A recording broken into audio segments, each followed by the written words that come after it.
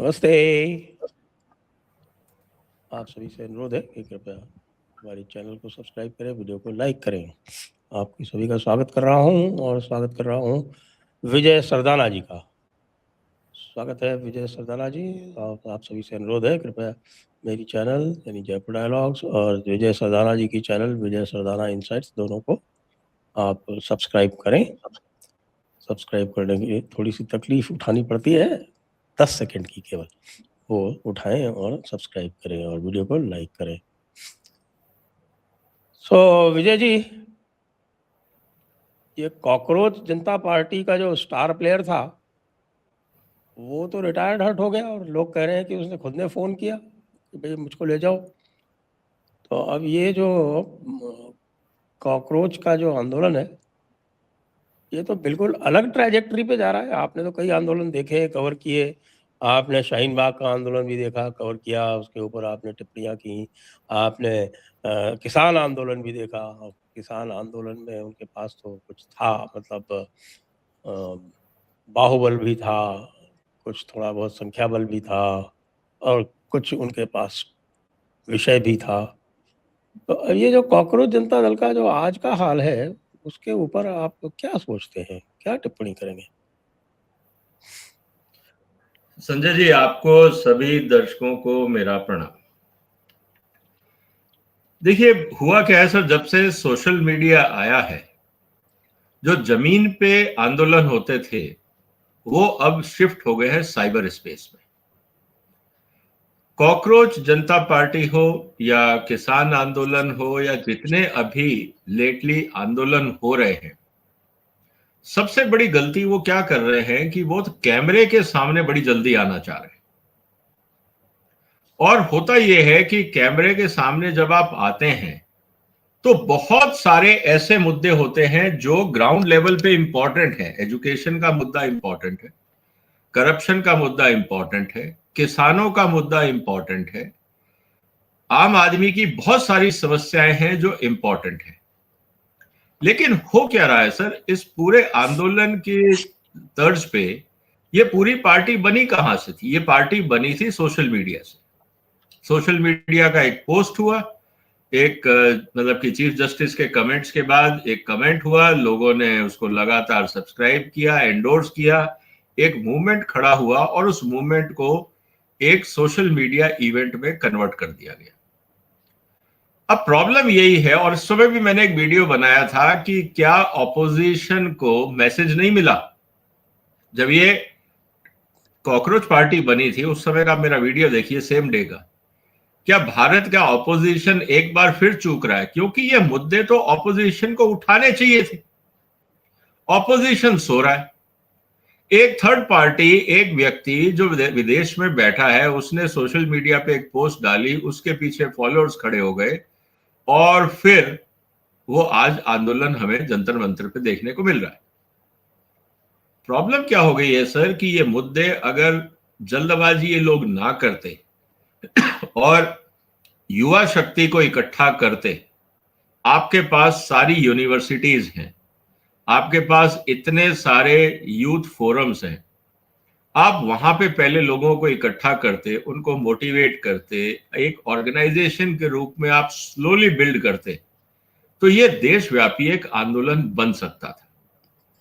लेकिन इन सबको पब्लिसिटी की बहुत जल्दी है। यही किसान आंदोलन में हुआ। आपको याद होगा जब किसान आंदोलन चल रहा था तब भी मैंने इनको ये कहा था कि किसान आंदोलन के नेताओं को किसान कानून पढ़ के ये बताना चाहिए कि कौन सी लाइन गलत है, किसान विरोधी है, और सरकार के साथ बैठ के उस पर समाधान की बात करो। तो लगता कि आंदोलन एक लॉजिकल दिशा में जा रहा है।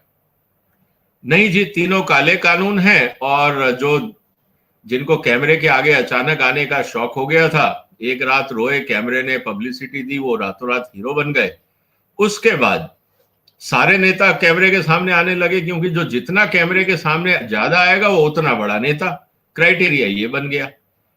और जब भारत सरकार ने अगली बार जो इन्होंने नेता बनने की कोशिश करी, आंदोलन किया, तो उन्होंने दिल्ली के आसपास ही नहीं आने दिया। मतलब उनको कैमरा मिला ही नहीं, और कैमरा नहीं मिला तो वो आंदोलन कब शुरू हुआ, कब खत्म हुआ, देश को पता ही नहीं लगा। यही स्थिति सॉरी कॉकरोच पार्टी की है। इन्होंने यूथ के मुद्दों को ना उठाते हुए उसको एक प्रेशर ग्रुप के रूप में इस्तेमाल किया कि चलो हम यहां पे आंदोलन करेंगे, मीडिया कवरेज करेगा और बाकी चीजें होंगी तो हमारा आंदोलन सफल होगा। यहां पे ये लोग चूक गए। और फिर हमेशा आपको एक नेता चाहिए होता है। अब Anna Hazare is almost like 90 years close, may be 85 90। अब उनकी क्षमता नहीं है 89 और है कोई शायद। ऐसा, हाँ 89 के 89 है। आसपास, 89। तो 89 के आसपास जिस व्यक्ति की है वो तो अब आएंगे नहीं, क्योंकि उन्होंने अपना एक बार कार्ड खेल चुके हैं। अब हिंदुस्तान में इनको कोई क्रेडिबल नेता नहीं मिला। आप सोचिए हिंदुस्तान के लीडरशिप की ट्रेजेडी।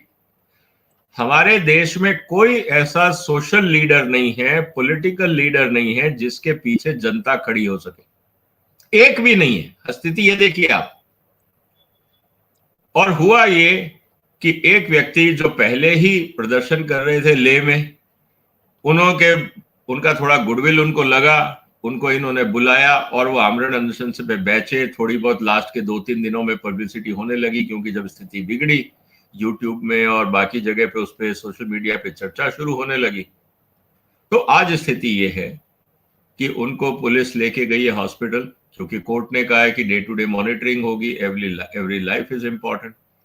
तो कहीं ना कहीं हमारी जो लीडरशिप है हिंदुस्तान में, चाहे वो पॉलिटिकल लीडरशिप हो, चाहे वो सोशल लीडरशिप हो, चाहे वो फार्मर्स लीडरशिप हो, चाहे वो यूथ लीडरशिप हो, उन्होंने जमीनी हकीकत पे काम करना बंद कर दिया है। मीडिया का जमाना है। अगर आपके पास मेनलाइन मीडिया साथ नहीं दे रहा है, और मेनलाइन मीडिया हमेशा सत्ता का साथ देगा क्योंकि सबको एडवर्टाइजमेंट चाहिए, तो उसमें तो कोई दो राह है ही नहीं। आज सत्ता बदलेगी तो कल जो कुर्सी पे आएगा मीडिया उसका गाना गाएगा, क्योंकि उन सबको ऐड चाहिए। तो वो तो सत्तारूढ़ दल के साथ रहेंगे, चाहे कोई भी हो। वहां पार्टी का कोई कॉन्सेप्ट नहीं है कि वो बीजेपी के साथ है, कांग्रेस के साथ है, वहां कोई लॉजिक नहीं। वो भारत का मेन लाइन मीडिया पूरी तरह से लॉयल है। उस मीडिया को हमेशा सत्तारूढ़ दल के साथ ही रहना है, उसकी लॉयल्टी में कभी बदलाव नहीं आता। अब रही बात बाकियों की, बाकियों के लिए बचता है सोशल मीडिया। तो ये है सर, जबकि मतलब आप मुद्दे ये कह इतने, रहे हैं कि गांधी जी के जितने भी अनुयायी बचे हैं उनमें से कोई भी ऐसा नहीं है जो 25-30 दिन की भूख हड़ताल कर सके। सर गांधी जी के अनुयायी है कहाँ? या तो सरनेम है, या तो सरनेम है, वो भी गांधी जी का डीएनए नहीं है उसमें।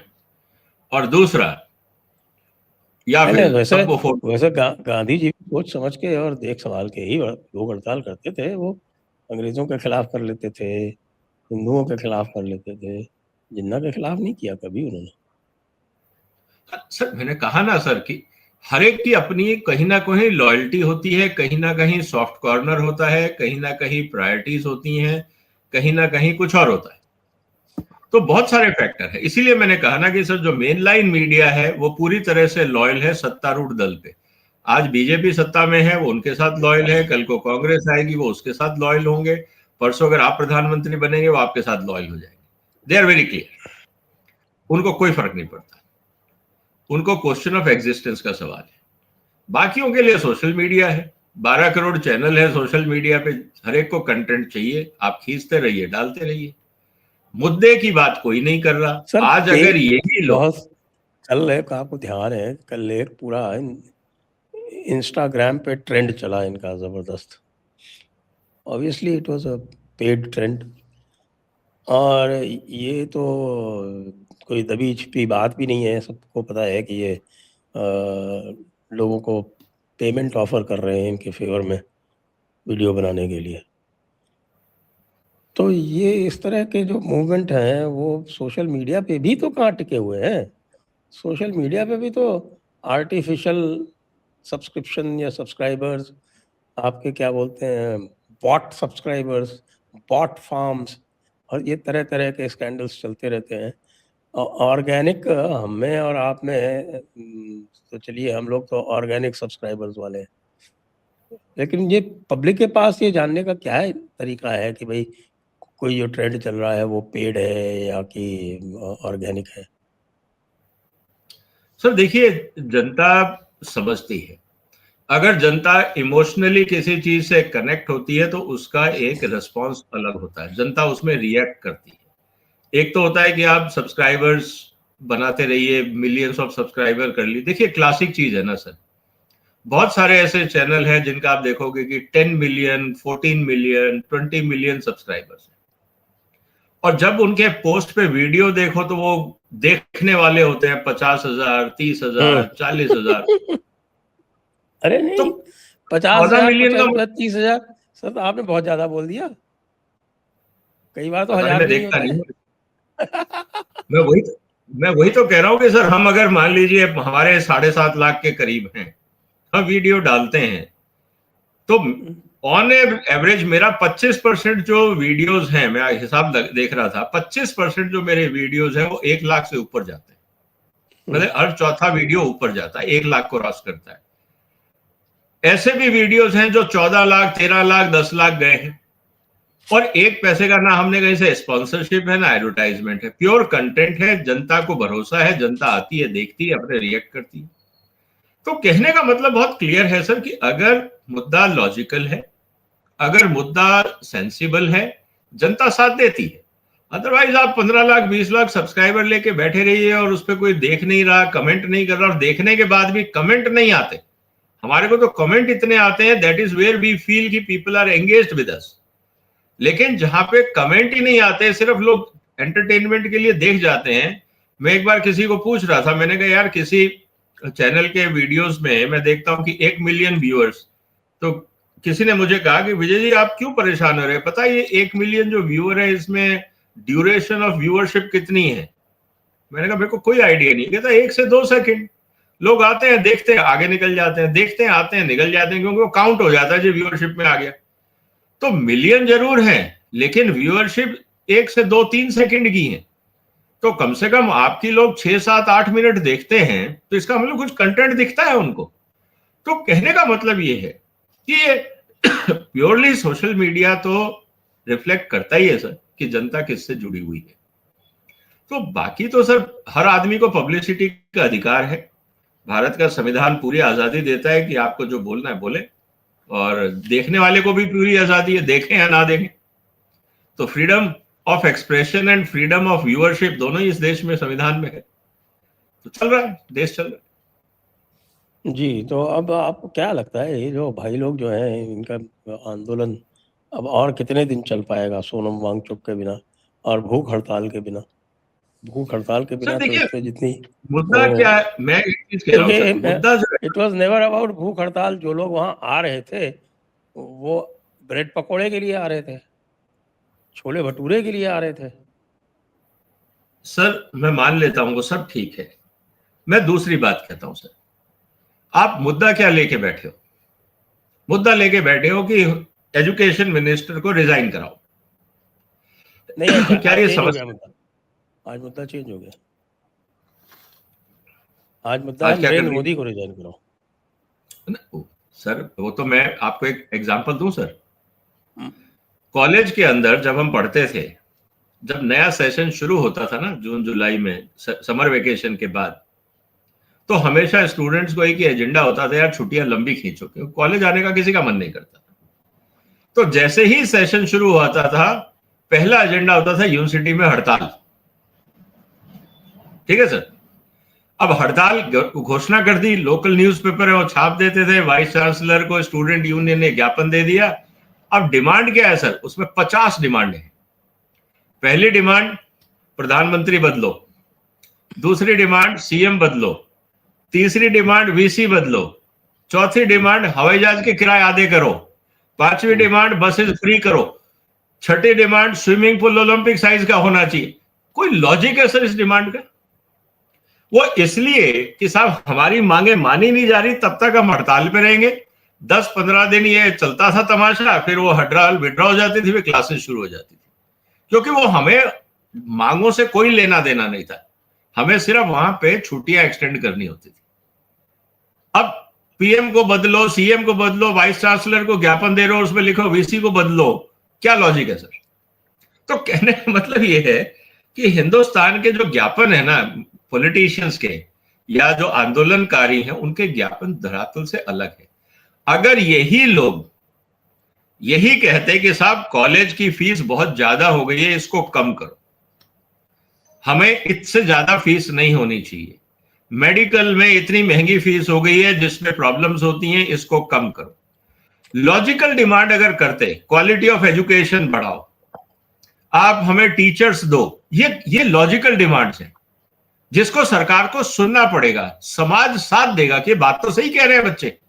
हम वो बात नहीं कर रहे, हम बात कर रहे हैं मंत्री हटाओ, प्रधानमंत्री हटाओ, राष्ट्रपति हटाओ, हवाई जहाज के किराए कम करो। अरे जो जिस काम के लिए तुम हो उसकी तो तुम बात नहीं कर रहे हो।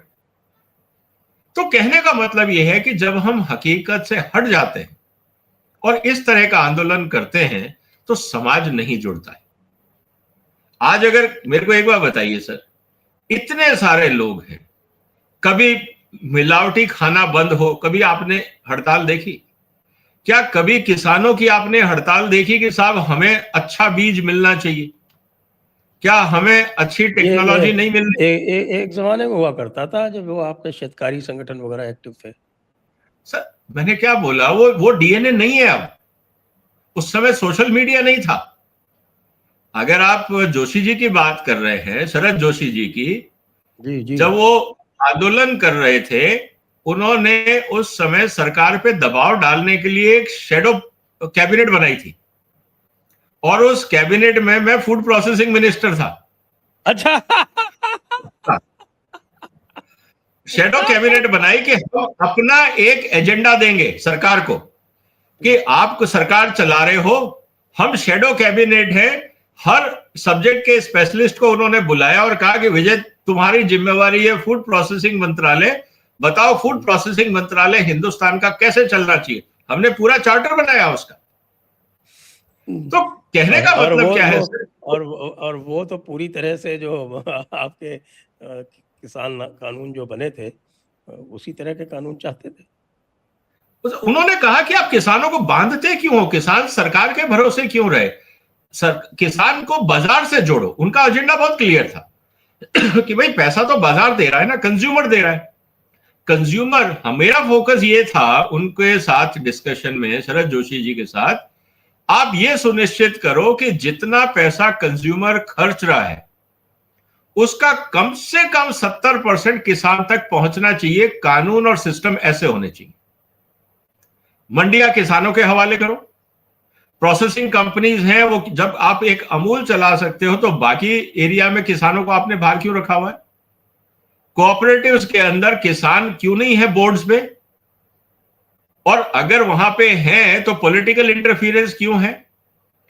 तो कहने का मतलब यह है कि आप किसानों को जब तक बाजार के साथ जोड़ के एम्पावर नहीं करोगे, पूरी जिंदगी किसान सब्सिडी का मोहताज रहेगा, और जब तक किसान सब्सिडी का मोहताज रहेगा वो पॉलिटिशियंस के हाथ में खिलौना बना रहेगा। ये लॉजिक है, क्योंकि रिसोर्सेज सरकार देगी और सरकार से जब रिसोर्स चाहिए तो किसान को हाथ जोड़ के खड़े रहना पड़ेगा। लेकिन अगर किसान बाजार से जुड़ जाता है तो ये किसान अपने आप में एक इकोनॉमिक पावर बन जाएगा, वो फिर पॉलिटिकल पावर नहीं रहेगा। और जब वो इकोनॉमिक पावर बनेगा तो पॉलिटिकल और सोशल पावर उसके दाएं बाएं घूमेंगी, जो कोई पॉलिटिकल सिस्टम नहीं चाहता है। इसीलिए किसान को बाजार से नहीं जोड़ने दिया जाता है कि इनको बाजार से दूर रखो, क्योंकि अगर शेर के मुंह में खून लग गया तो फिर इसको काबू कौन करेगा?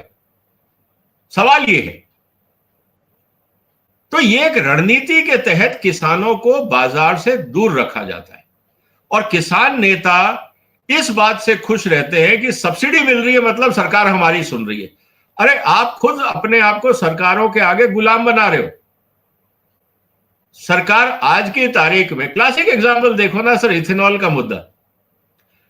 सरकार सब्सिडी देती है फर्टिलाइजर की, सरकार सब्सिडी दे रही है चावल के ऊपर फूड सब्सिडी के नाम पे, और वो चावल दिया जा रहा है इथेनॉल बनाने के लिए एनर्जी के नाम पे। और फिर किसान कहता है कि साहब मेरे को पेट्रोल चाहिए, तो उस पर लगता है 40% टैक्स। मजा देखिए आप, सरकार यहां आपको दे रही है सब्सिडी और वहीं पेट्रोल पे 40% और डीजल पे 40% टैक्स लेके उसी किसान से वसूली कर रही। ये हमारे नेताओं को समझ ही नहीं आता कैलकुलेशन, और ये बड़े खुश होते हैं सब्सिडी मिल गई।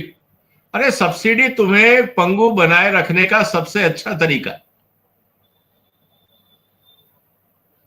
तो ये जब तक हम हकीकत पे नहीं जाएंगे तो ये तो सर सामाजिक और राजनीतिक खेल चलते रहेंगे, चाहे वो कॉकरोच पार्टी हो, चाहे अन्ना हजारे का आंदोलन हो। थोड़ा सा एक स्मार्ट आदमी केजरीवाल निकला था जिसने मौके का फायदा उठाया, लेकिन अपने ही पैरों पे कुल्हाड़ी मार ली, जरूरत से ज्यादा लालच कर लिया, ओवर एम्बिशियस था, लेस पोटेंशियल था और अपने ही ट्रैप पे फंस गया। तो ऐसी गलतियां होती हैं और आंदोलन खत्म हो जाते हैं। तो आइए अब चलते हैं थोड़ा सा अंतर्राष्ट्रीय परिदृश्य की ओर। और अंतर्राष्ट्रीय परिदृश्य में क्या ट्रंप जो है उन्होंने कसम खा रखी है कि नहीं, भारत से तो संबंध सुधारने ही नहीं है, भारत को तो हमें मारना ही मारना है, हम तो पाकिस्तान की गोद में ही बैठेंगे और बातें बड़ी मीठी मीठी करेंगे और काम सारे उल्टे करेंगे। अभी जो लेटेस्ट बिल ला रहे हैं सेनेट में, उसके बारे में क्या सोचते हैं आप? 100% tariff on selected countries. Sir इस पे मैंने एक वीडियो बनाया मेरे चैनल पे, दर्शक डिटेल में जा सकते हैं। मैंने पूरा का पूरा वो एक्ट जो है वो एनालाइज किया लाइन बाय लाइन कि उसका एजेंडा क्या है और कैसे। इंटरेस्टिंग बात क्या है सर उस पूरे प्रोसेस में? एक बात तो आप समझिए कि ट्रंप साहब के लिए आज की तारीख में सबसे बड़ी अगर कोई सिरदर्दी है तो वो है भारत। चाइना उनसे आगे निकल चुका है, चाइना उनके काबू में नहीं, तो वो कुछ नहीं बिगाड़ सकते। और चाइना चाहेगा तो अमेरिका का बहुत कुछ बिगाड़ सकता है। रेयर अर्थ के मामले में हम देख चुके, बाकी जगह भी हम देख सकते हैं। दूसरी तरफ रशिया उनके काबू में नहीं है, अपने आप में एक हिसाब से इंडिपेंडेंट फोर्स है, और रशिया चाइना मिलकर पूरे वेस्टर्न वर्ल्ड को नचा सकते हैं, इसमें कोई दो राय नहीं।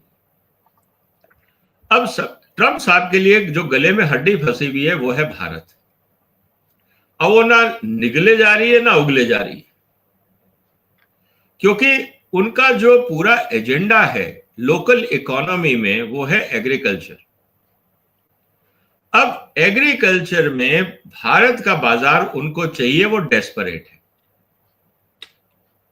अदरवाइज उनको भारत से कुछ नहीं चाहिए। हम गलत फहमी में है कि America is looking for India. America को सिर्फ डंपिंग ग्राउंड चाहिए और वो है भारत। हमारे पास ऐसी कोई चीज नहीं है जहां हम अमेरिका को दबा सकें। कुछ लोग बोलते हैं टेक्सटाइल, कुछ लोग बोलते हैं फार्मास्यूटिकल, ये सब चीजें बनाना कुछ मुश्किल नहीं।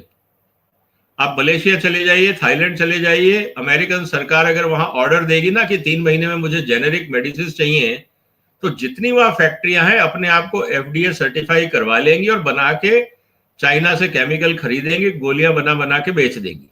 कोई रॉकेट साइंस नहीं है। हम कर क्या रहे हैं? फॉर्मुलेशन के साथ फैक्ट्रियां लगाना कोई रॉकेट साइंस नहीं।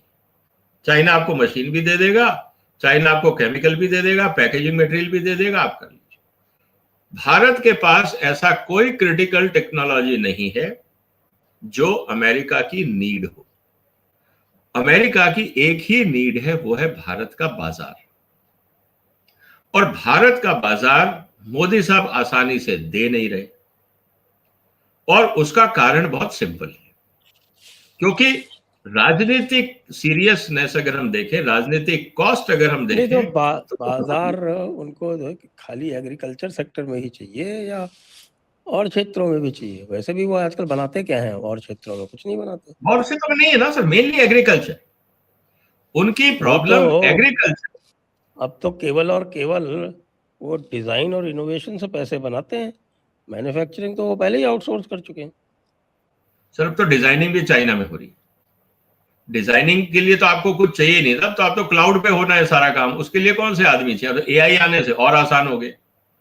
तो वो भी बहुत बड़ा कोई प्रॉफिट सेंटर नहीं है, वो IPR का खेल है। प्रोटेक्शन अमेरिकन मार्केट में, यूरोपियन मार्केट में उनको वो अपना आईपीसी के तहत मिल जाता है, तो इसीलिए वो आईपीआर पे खेल रहे हैं। सबसे इंपॉर्टेंट बात है, उनको भारत का कृषि बाजार चाहिए, और मोदी साहब वो दे नहीं सकते क्योंकि उसकी पॉलिटिकल कॉस्ट बहुत ज्यादा है। और पॉलिटिकल कॉस्ट ज्यादा होने के कारण भारत सरकार को अब ये बात चैलेंजिंग लग रही है कि अगर हम नेगोशिएट भी करेंगे तो क्या देंगे और क्या लेंगे। हम अमेरिका से चाहते हैं कि आप हमारा मैन पावर ले लो, हमारे यहां से थोड़ी बहुत कमोडिटीज ले लो, हमें बाजार दे दो, कस्टम ड्यूटी कम कर दो, वगैरह वगैरह। ये तो हम चाहते हैं, लेकिन हम देना क्या चाहते हैं ये हमें नहीं पता। हम उनको कह रहे हैं हमसे टेक्सटाइल ले लोगे तो नहीं चाहिए, आप दवाई ले लो, हमें कोई जरूरत नहीं है। वो कहते हैं हमें आपका एग्रीकल्चर चाहिए, हम कहते हैं हम नहीं देते। तो उनका ठीक है, आप एग्रीकल्चर नहीं देते, बाकी भी नहीं मिलेगा, घर जाओ।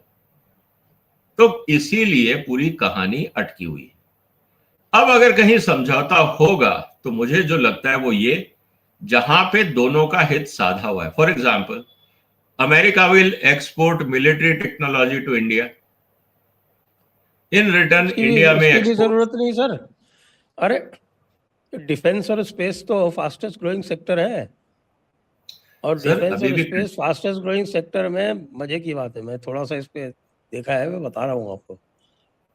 क्योंकि डिफेंस जो है वो एक साल में आप ये देखें 2.4 बिलियन डॉलर से 4 बिलियन डॉलर पे चला गया, और चांसेस ये हैं कि अगले 4 साल में ये सीधा जाएगा 12-15 बिलियन डॉलर पे। और टेक्नोलॉजी जो है वो कतई नहीं आ रही आपके अमेरिका से। लेटेस्ट तो आपने देख ही लिया ना, इसराइल कह रहा था अब हम अब यूएस में नहीं बनाएंगे, अब हम यहाँ बनाएंगे।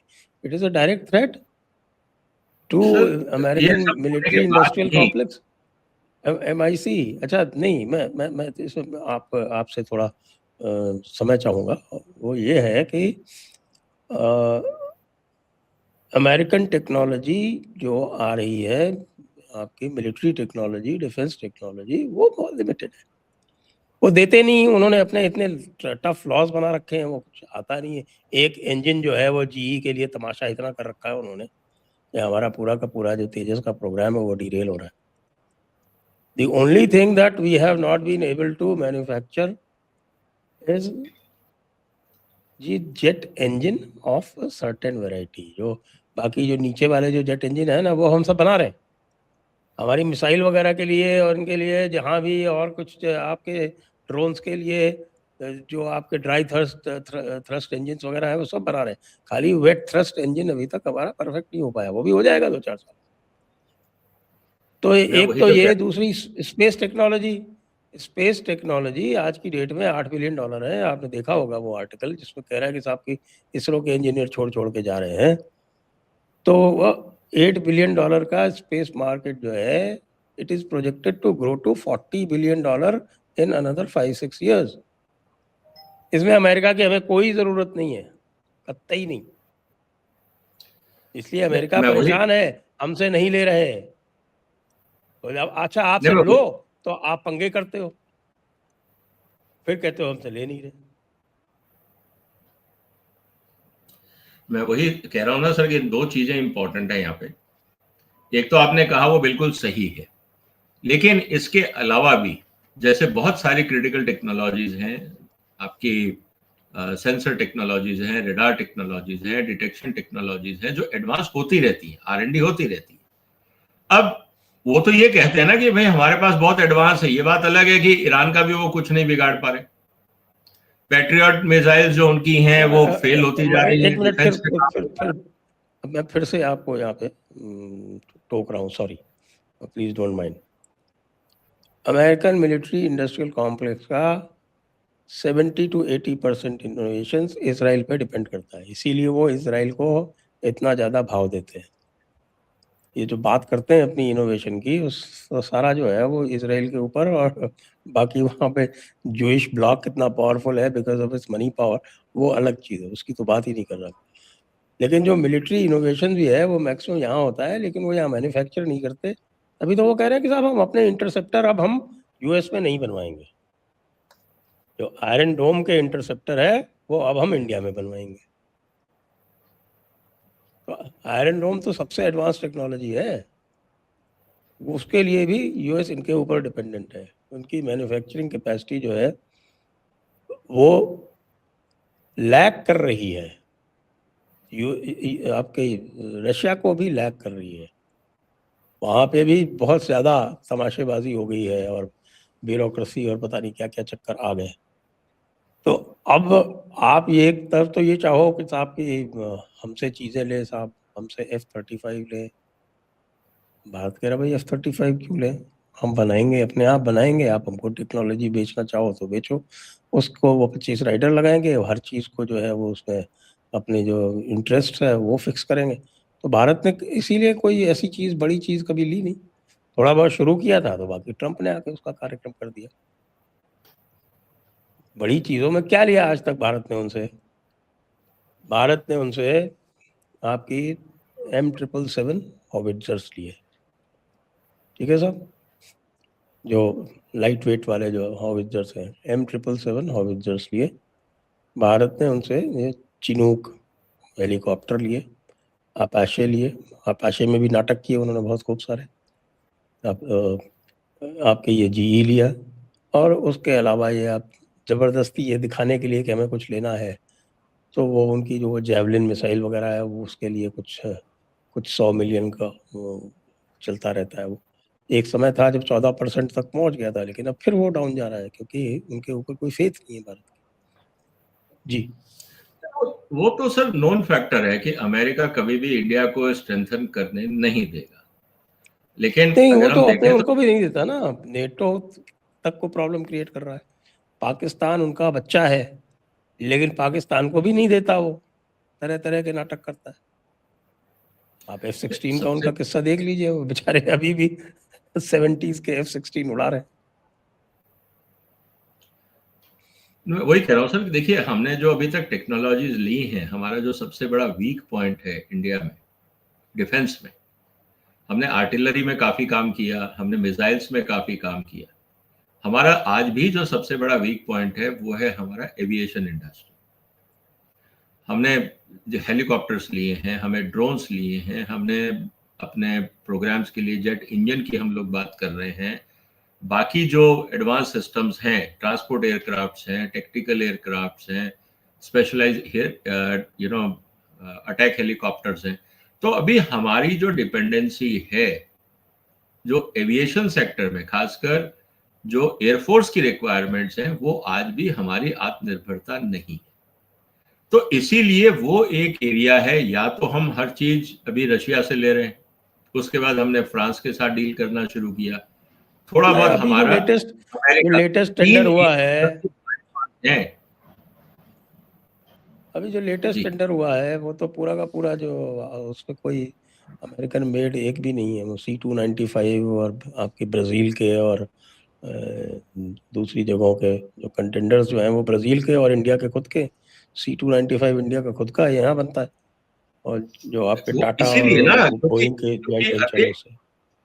इसीलिए भारत ने यही तो किया सर। अल्टीमेटली आप फॉरेन करेंसी पे कब तक डिपेंडेंट रहेंगे? अब उनको लग रहा है कि ठीक है, उनको भी बाजार चाहिए। आज भारत सबसे बड़ा बाजार है डिफेंस के अंदर। चाइना उनसे खरीदेगा नहीं, रशिया उनसे खरीदेगा नहीं, यूरोप के पास अपनी इंडस्ट्री है।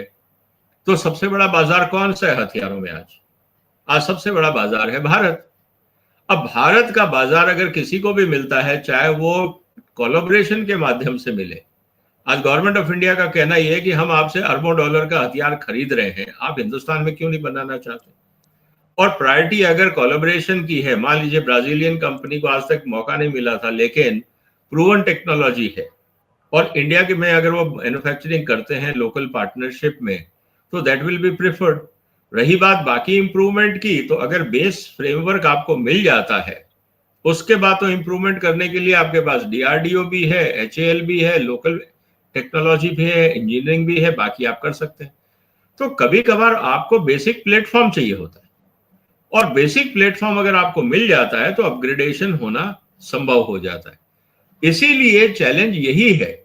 अब अमेरिका से अगर हम डील कर रहे हैं, तो अब ट्रेड बैलेंस आप कैसे करोगे? हमें 50 चीजें चाहिए अमेरिका से अमेरिका को चाहिए हमारे से। अब आप कहां पे नेगोशिएट करोगे?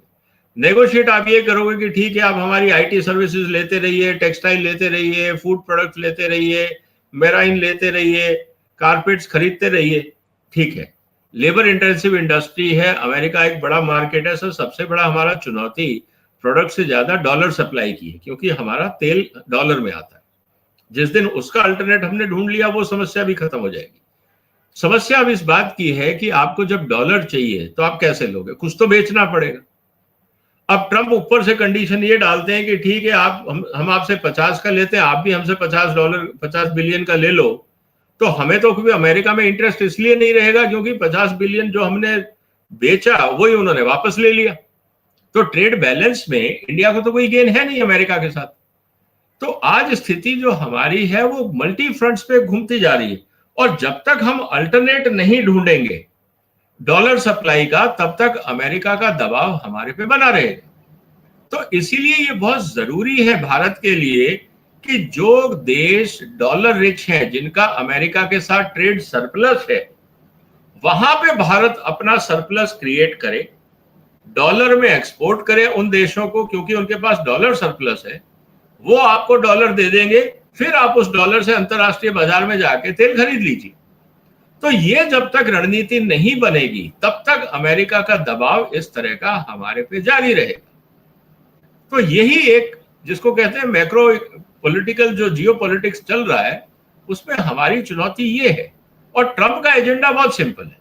उसने कहा मेरे को कुछ नहीं करना है, मेरे पास जो सरप्लस एग्रीकल्चर प्रोडक्ट पड़ा है जो आज तक चाइना खरीद रहा था, अब वो चाइना नहीं खरीद रहा है, तो मैं किसको बेचूं? अब इतना बड़ा डंपिंग ग्राउंड कहां मिलने वाला है जिसकी आबादी चाइना के बराबर हो? तो वो बचता है भारत। अदरवाइज अगर आज चाइना सोयाबीन बेचना चाहेगा, मान लीजिए आबू धाबी को या सऊदी अरेबिया को या सिंगापुर को या थाईलैंड को, कितना बेच लेगा? 100 कंटेनर। उसको बेचने 1 मिलियन कंटेनर, तो कहां बेचेंगे वो? तो भारत इसीलिए उनको चाहिए कि जो वहां पे किसान पैदा कर रहे हैं, अब किसान क्यों ज्यादा पैदा कर रहे हैं, लॉजिक इसको भी देखना पड़ेगा। क्योंकि वहां पे जो प्रोडक्शन है वो अपनी रिक्वायरमेंट से 3 गुना है। अब वो 3 गुना इसलिए वहां किसान करता है क्योंकि एक तो वहां लेबर नहीं है, सारा काम वो करते हैं मशीनों से। मशीनों में वायबिलिटी तब आएगी जब वो एक पर्टिकुलर एरिया को कल्टीवेट करेंगे, which is almost 3 times of their need. अगर वो अपनी जरूरत के हिसाब से ही अगर मशीन चलाएं तो वो मशीन का किराया भी नहीं दे पाएंगे, ईएमआई भी नहीं दे पाएंगे। इसीलिए उनको खेती ज्यादा करनी पड़ती है ताकि उनकी वायबिलिटी बनी रहे खेतों की। और उस वायबिलिटी का जो सरप्लस आता था वो चाइना खरीदता था। तो एक बड़ा अच्छा इक्वेशन चल रहा था अमेरिका में। किसान को पता था कि मैं सोयाबीन उगाऊंगा, सीजन आएगा, मेरा सारा सोयाबीन ये बड़ी जो ट्रेडिंग कंपनी है, कारगिल वारगिल जैसी बड़ी कंपनियां, ये उठाएंगी और चाइना में डंप करेंगी, और चाइना को चाहिए। ये इक्वेशन स्टेबलाइज था। ट्रंप की शॉर्ट साइटेडनेस से या मूर्खता से, आप जो भी कहना चाहे कह सकते हैं, अमेरिका को रास्ता दिखाने के लिए चाइना ने कह दिया ठीक है भैया, आप अपने नखरे करो, टैरिफ वेरिफ लगाते रहो, मैं जा रहा हूं ब्राजील अर्जेंटीना। उन्होंने वहां टाइप कर दिया। उन्होंने कहा, अब ब्राजील अर्जेंटीना ने ये कहा कि साहब हमारे पास इंफ्रास्ट्रक्चर नहीं है। उन्होंने कहा कोई प्रॉब्लम नहीं, आप खेती करो, पोर्ट हम बनाएंगे, हमारे जहाज आएंगे ले जाएंगे, हमारी कंपनियां ऑपरेट करेंगी, बस आप माल उगा के उनके हवाले करते रहो। अब बताइए, जब चाइना वहां इंफ्रा में इन्वेस्ट कर रहा है, अब वो वापस क्या अमेरिका जाएगा अमेरिका के दबाव में आके? सवाल ही नहीं। अब जो अमेरिका के पास सरप्लस हो गया वो कहां डाले? ट्रंप का टेंशन ये है, नहीं तो वहां पे सारे के सारे किसान जो हैं वो टेक्निकली बैंकरप्ट होते जा रहे हैं। बैंकों ने उनके जो मशीनें हैं उनपे सीजर नोटिस डाल दिया है, खेतों के ऊपर उनका नोटिस आ गया है कि भैया ये सब तुमने गिरवी रखे थे, अब ये सब बैंक की प्रॉपर्टी होती जा रही है।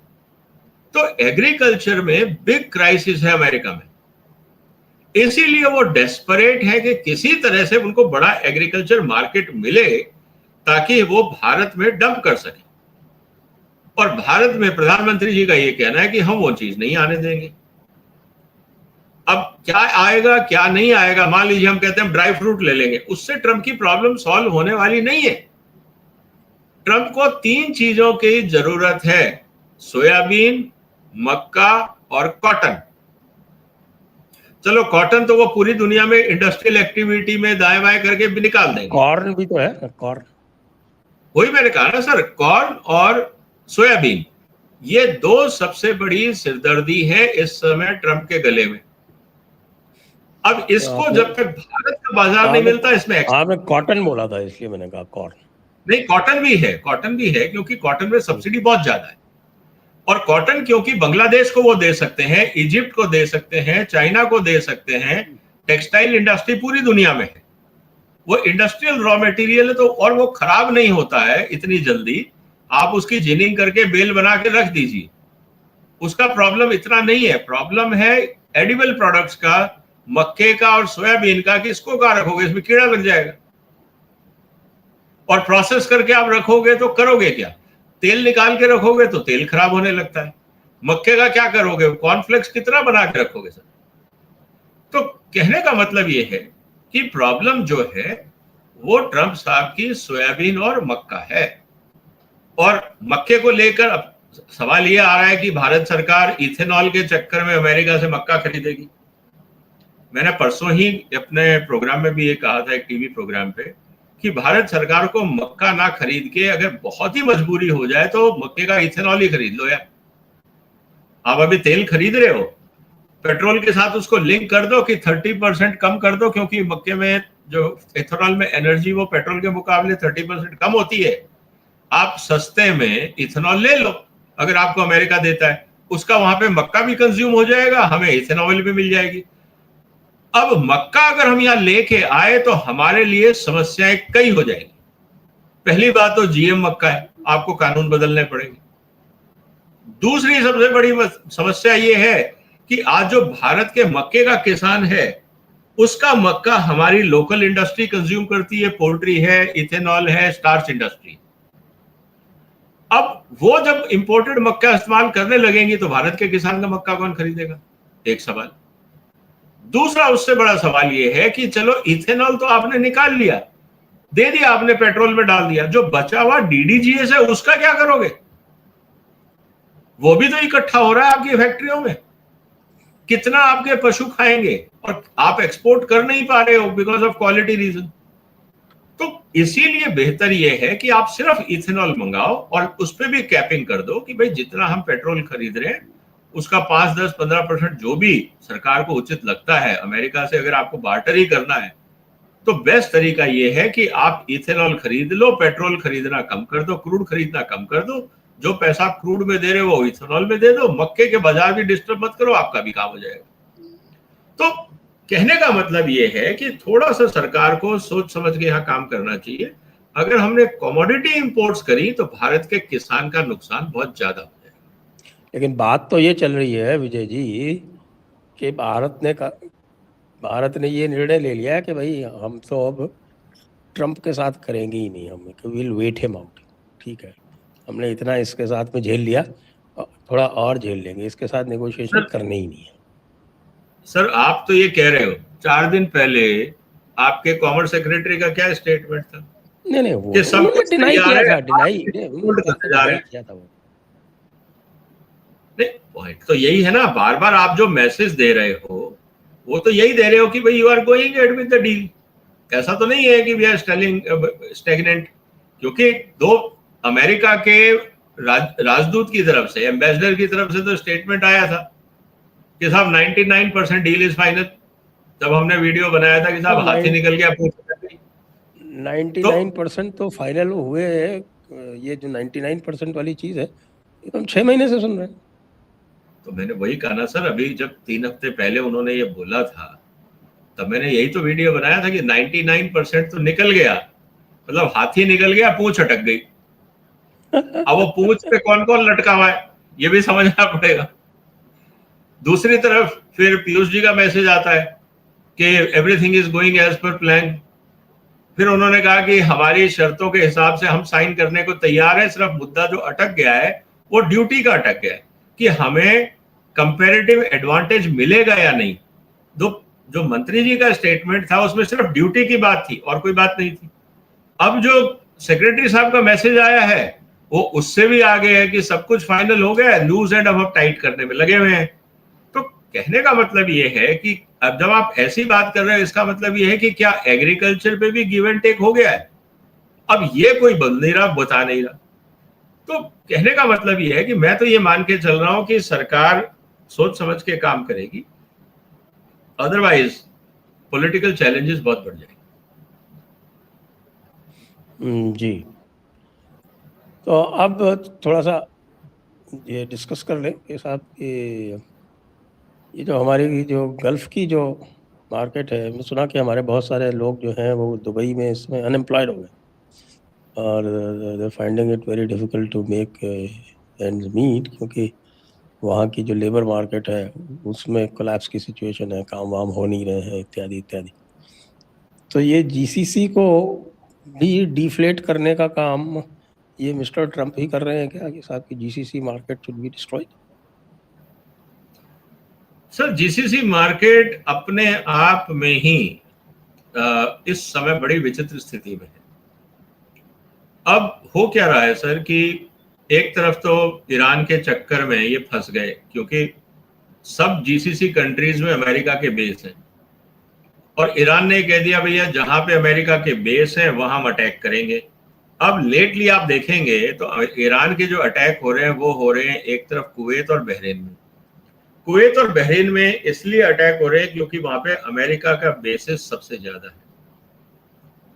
दूसरी तरफ अमेरिका बार बार ये धमकी दे रहा है कि हम ग्राउंड ऑपरेशंस करेंगे, तो जहां पे भी ईरान को लगता है कि अमेरिकन फोर्सेस का मूवमेंट है वहां वो अटैक करते रहते हैं ताकि वो अमेरिकन इकट्ठे ही ना हो। तो अटैक मतलब कि आप फिर अटैक कैसे करोगे ईरान पे? जो ग्राउंड अटैक अगर वो सोच भी रहे हैं तो इनको इकट्ठा ही मत होने दो। अब रही बात विद इन जीसीसी, तो बहरीन की तो स्थिति ये है कि अगर अमेरिका वहां से चला जाता है तो बहरीन का फ्यूचर खत्म है। जिस तरह से कुवैत ने अमेरिका को शेल्टर दिया हुआ है, वहां पे बेस बनाए हुए हैं, अब जो इराक के अंदर ईरान समर्थक लोग हैं मुझे लगता है धीरे धीरे वो कुवैत में इंटरफियरेंस शुरू करेंगे, तो Kuwait will not be A stable territory. अब रही बात आपके यूएई की, यूएई बहुत क्लियरली अपने आप को ओपेक से अलग कर लिया क्योंकि उन्होंने कहा इसके चक्रों में मैं पढ़ूंगा नहीं, हम अपना ऑयल प्रोडक्शन करेंगे और हम अपना एक्सपोर्ट करेंगे, हमें इनके चक्रों में नहीं फंसना। तो जीसीसी से धीरे धीरे, और उनके पास हॉर्मुज को बाईपास करने का तरीका भी है। अब लेकिन प्रॉब्लम यह है कि अब ओमान पे भी अटैक हो गया है। तो जो पोर्ट था अभी तक जिसपे ओमान में ईरान ने अटैक नहीं किया था, ओमान को भी मैसेज दे दिया है कि अगर आपने ईरान के शिप्स को रिफ्यूलिंग करने दी ओमान में से, तो अब हम जहां जहां पे अमेरिकन शिप्स रिफ्यूलिंग के लिए जाएंगे हम उन पोर्ट्स को उड़ा देंगे। तो जो उन्होंने पहला पोर्ट उड़ाया ये वही पोर्ट था जहां पे अमेरिकन एयरक्राफ्ट कैरियर को रिफ्यूलिंग होती थी।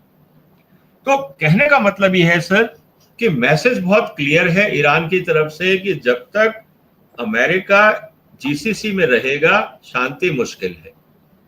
और इनडायरेक्टली मैसेज अब ये जा रहा है कि साहब जब तक अमेरिका है अशांति रहेगी।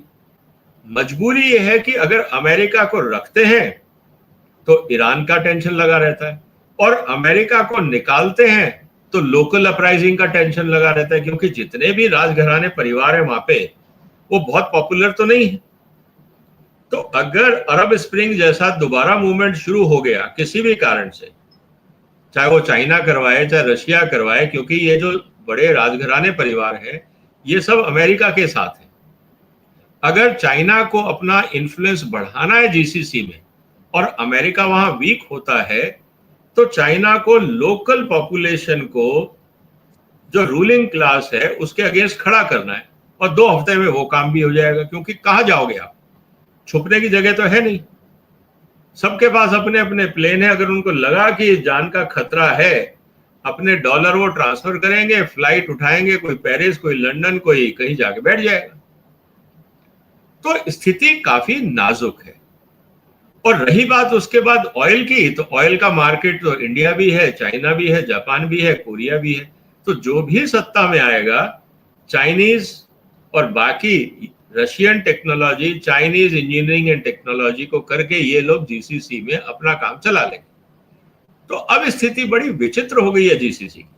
अमेरिका छोड़ना चाहता है क्योंकि खर्चा बहुत बढ़ रहा है, रहना इसलिए नहीं पा रहा क्योंकि ईरान जीने नहीं दे रहा।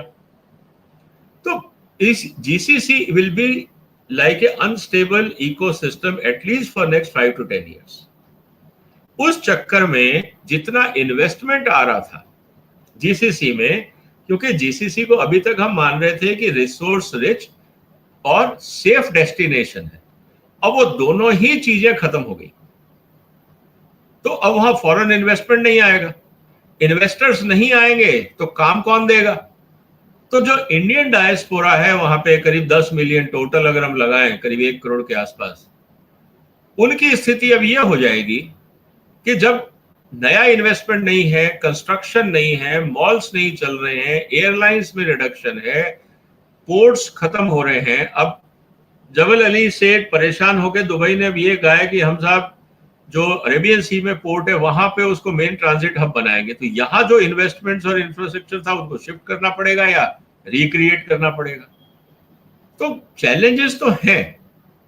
तो अब भारतीय के लिए दोनों प्रॉब्लम है, एम्प्लॉयमेंट भी है, सेफ्टी भी है, और as a government of India remittance, हमें वहां से ऑन एन एवरेज $100 बिलियन के आसपास रेमिटेंस आता था पूरे गल्फ एरिया से। तो ये सब चैलेंजेस तो सर रहेंगे। और फिर एनर्जी सप्लाई भी वहीं से ही है, चाहे वो क्रूड हो, एलएनजी हो, हमारा फर्टिलाइजर वहां से आ रहा है। तो डिपेंडेंसी हमारी बहुत ज्यादा है।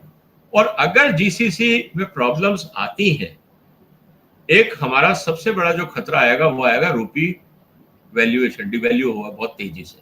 ऑलरेडी हम वापस 96 के करीब पहुंच रहे हैं, 96 आज तो ऊपर ही हो गए। 96.65 है, 96.65। हाँ, तो ऑल टाइम हाई हो गया सर। पिछली बार भी 95-65 था, 66 था, आज भी हम उसके आसपास हैं।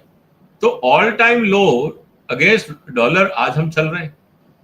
अब यही हाल रहा तो आप समझिए कि जो हम पिछली बार भी बात कर रहे थे कि दिवाली से पहले क्या शतक मनाएंगे मोदी साहब, क्योंकि अब इंपोर्ट बढ़ेगा। चाइना का जैसे ही हमारा फेस्टिवल आएगा चाइना से इंपोर्ट बढ़ेगा, और जब इंपोर्ट बढ़ेगा तो डॉलर की डिमांड बढ़ेगी। और अगर हुर्मुज अभी तो बंद है, अब यमन की एंट्री हो गई। यमन अगर मान लीजिए रेड सी को बंद कर देता है तो तेल को 120-150 होने में कितनी देर लगती है? दुनिया का 30% मूवमेंट रुक जाएगा। तो उस स्थिति के अंदर रुपया हो गया 120, मतलब आपका क्रूड हो गया 120, तो रुपए का डिवैल्यूएशन कितना तेज होगा सर? तो चैलेंजेस तो बहुत आएंगे, रेमिटेंस कम होगा, इंस्टेबिलिटी आने वाली है, सप्लाई ऑयल्स की नहीं है, फर्टिलाइजर की प्रॉब्लम्स हैं, शिपिंग की कॉस्ट बढ़ती जाएगी, हम जो एक्सपोर्ट करना चाह रहे हैं वो रेट बढ़ जाएंगे, हमारा जो शिपिंग इन्फ्लेशन मतलब इंश्योरेंस कॉस्ट है वो बढ़ जाएगी। गल्फ हमारा बहुत बड़ा बाजार था कमोडिटीज का, वो खत्म हो रहा है। तो भारत के लिए डिपेंडेंसी जो जीसीसी में थी वो बहुत ज्यादा है, तो हम तो सबसे ज्यादा इंपैक्ट करेंगे ही करेंगे। तो ओवरऑल अब देखते हैं, कहीं ना कहीं तो मोदी साहब और उनकी टीम सोच रही होगी कि इस समस्या से कैसे निकले। क्योंकि ट्रंप को अगर आप कहते हो कि भाई हमारी सुन लो यार दिक्कत हो रही है, तो ट्रंप तो सीधा सा कहेगा फिर एग्रीकल्चर बाजार खोल, तो वो तो व्यापारी आदमी है, उसको क्या लेना देना। तो इसीलिए मैं कह रहा हूं कि भारत की इस समय बार्गेनिंग पावर कोई बहुत ज्यादा स्ट्रांग नहीं है। और इसीलिए मैं बोलूंगा तो बहुत सारे हमारे बीजेपी समर्थक मेरे को गालियां भी देंगे। जो make in India Modi ji ने 2015 में शुरू किया था, उस पे अगर ढंग से ध्यान दिया होता तो आज हम इतने बुरे हाल में नहीं। हमने घोषणाएं करी, एक्शन प्लान और इम्प्लीमेंटेशन प्लान मोदी जी की तरफ से बहुत बड़ी कमजोरी रही, और उसकी कीमत आज हम उठा रहे हैं। ओके, तो चलिए एक प्रश्न और पूछ लेता हूँ आपसे। ये जो अभी कल एक हाइड्रोजन ट्रेन चलाई है, तो हाइड्रोजन एज अ फ्यूल, इसकी क्या वायबिलिटी है इन द लॉन्ग रन? बहुत अच्छा है, ये बहुत अच्छा डेवलपमेंट है। इनफैक्ट मुझे लगता है कि जहां जहां पे भी जो शॉर्ट ड्यूरेशन है, क्योंकि हाइड्रोजन को हैंडल करना थोड़ा रिस्की है, it is high pressure fuel है। अगर ये नॉर्मल रूम टेम्परेचर पे होता तो बहुत अच्छी बात है, लेकिन ये बहुत हाई प्रेशर फ्यूल है, इसीलिए हर जगह आप इसके सेंटर्स नहीं बना सकते। It is like handle with care वाला खेल है। तो अभी क्योंकि जिंद के पास वहां पे इन्होंने हाइड्रोजन का ऑप्शन बनाया है, तो जिंद से लेकर सोनीपत तक ये 79 किलोमीटर का जो रास्ता है, इसको चलाया है, अच्छी बात है। जहां जहां पे भारत सरकार हाइड्रोजन बेस बना सकती है, और मुझे लगता है ऐसे 10-15 इंपॉर्टेंट एरियाज हो जहां पे हैवी ट्रैफिक हो, वहां पे सरकार को इस तरह के हाइड्रोजन फिलिंग स्टेशंस बना के, और पब्लिक ट्रांसपोर्ट को, खासकर रेलवे को, क्योंकि ट्रक में भी क्या है कि आप कर तो सकते हैं लेकिन रोड एक्सीडेंट्स वगैरह का थोड़ा सा खतरा रहता है। ट्रेन में और खासकर गुड्स ट्रेन में अगर हम इसको यूज करेंगे तो एक बहुत बड़ा रिलीफ हमें मिल सकता है। एक ये बहुत पॉजिटिव डेवलपमेंट है। इसके अलावा जो शिपिंग इंडस्ट्री है, मुझे लगता है कि भारत सरकार को ये जो रेलवे का एक्सपीरियंस है, इसको हमारे जितने भी शिप यार्ड्स हैं उनको एनकरेज करना चाहिए कि जितनी भी हमारी शिप्स हैं, हैवी शिप्स हैं, उनको हाइड्रोजन पे ले जाएं, क्योंकि वो बहुत ही पॉजिटिव होगा। कारण क्या है सर उसमें कि आपके पास पानी पे तो जहाज चल ही रहा है, आपको डीसैलिनेशन प्लांट लगाना है, आप क्लीन वाटर पानी का वही समुद्र में बना सकते हो, उसी पानी को आप वो तो इलेक्ट्रोलाइज करके हाइड्रोजन निकाल लो, डीसैलिनेशन हाइड्रोजन को प्लांट तो प्रेशराइज करके यूज कर लो। तो एक बहुत अच्छी इकोनॉमी जो आपकी क्रूड पे डिपेंडेंसी है, उसको आप, जो हैवी कंजम्पशन आइटम है, उसको आप कम कर सकते हो। तो ये एक बहुत पॉजिटिव डेवलपमेंट है। लेकिन ये मेरे को लगता है कि सरकार ने ऑलरेडी सोचा भी होगा। ये जो कल का एक्सपेरिमेंट शुरू हुआ है, अगले 6 महीने में देखेंगे जो भी थोड़ी बहुत कमियां, खासकर सेफ्टी पॉइंट ऑफ व्यू से, क्योंकि hydrogen is a very high pressure chamber, इसकी सेफ्टी अगर हम सुनिश्चित कर लेते हैं तो ये बहुत बड़ा अचीवमेंट है। तो ये मेरे को लगता है कि इस तरह के छोटे बहुत शटल्स इस पे पे टाइम भी काम मिलेगा। करना है। आप अभी जो इन्होंने बनाई है वो 3200 हॉर्स पावर की रेटिंग है इसकी, 3200 हॉर्स पावर ये जो अभी चलाई है। शिप का इंजन तो 30,000 से कम का होता नहीं है। नहीं सर, मेरा कहना है उतना बड़ा ना करके छोटे छोटे बहुत सारे कार्गो शिप्स है ना सर। आपको आपका मतलब कि कांडला से कोचीन जाना है, कोचीन से आपको कलकत्ता जाना है, कलकत्ता से चेन्नई जाना है, विशाखापट्टनम से कोचीन जाना है, 50 शिप्स है। अगर वो सस्ता पड़ेगा ट्रांसपोर्टेशन, तो अहमदाबाद से बाई रोड कलकत्ता जाने की जगह अहमदाबाद से जाना पड़ेगा आपको कांडला या मुंद्रा पोर्ट, वहां लोड करके बाई शिप आप ले जाओ उसको Chennai, that will be much cheaper. तो कहने का मतलब क्या है कि सर इस तरह के अगर नए एक्सपेरिमेंट्स होंगे, क्योंकि ultimately fuel cost will, logistics cost Bharat के लिए सबसे बड़ी चुनौती क्या है सर? Because of fuel, our fuel is expensive. तो ये कॉम्प्लिकेटेड है। फ्यूल इकोनॉमी जो भारत की है, ये बहुत बड़ा चैलेंज है। एक तरफ हम क्या, हमारे साथ देखिए ट्रेजेडी क्या हो रही है सर। हम एक तरफ तो कह रहे हैं कि साहब इथेनॉल देंगे। Ethanol technically is more expensive than fuel, petrol. Petrol आपको पड़ता है 52-53 रुपए, मैक्सिमम 55 रुपए आज। इथेनॉल आपको पड़ रहा है 65 रुपए। आप 55 रुपए के पेट्रोल के अंदर 65 रुपए का इथेनॉल मिला रहे हो, और फिर उस पर लगा रहे हो टैक्स, और वो बेच रहे हो आप 100 रुपए में। आप 100 रुपए का जैसे ही पेट्रोल या डीजल बेचते हो, तो जब आप एक्सपोर्ट करते हो तो जो ट्रांसपोर्टेशन कॉस्ट है वो बढ़ जाती है। तो आप बाजार में फिर कंपटीशन से बाहर हो जाते हो because of high logistics cost. आप लॉजिस्टिक्स कॉस्ट को कम करना चाहते हो तो आपका टैक्स कलेक्शन कम हो जाता है। तो ये बड़ी विचित्र स्थिति में हम फंसे हुए हैं भारत में। इसका एक ही तरीका है कि हमें चीपर फ्यूल्स पे जाना पड़ेगा।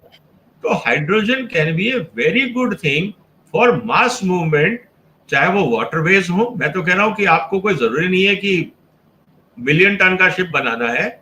आपको जहां जहां पे भी वाटरवेज हैं या जो इंटरसिटी ट्रांसपोर्टेशन है, आप धीरे धीरे उन सबको हाइड्रोजन पे ले आइए ना। That is what I am saying. Okay sir, तो आज की चर्चा को यहीं पे देते हैं विराम। सभी दर्शकों को बहुत बहुत धन्यवाद, विजय जी को भी बहुत बहुत धन्यवाद। जय हिंद, जय भारत, वंदे मातरम। वंदे मातरम सर।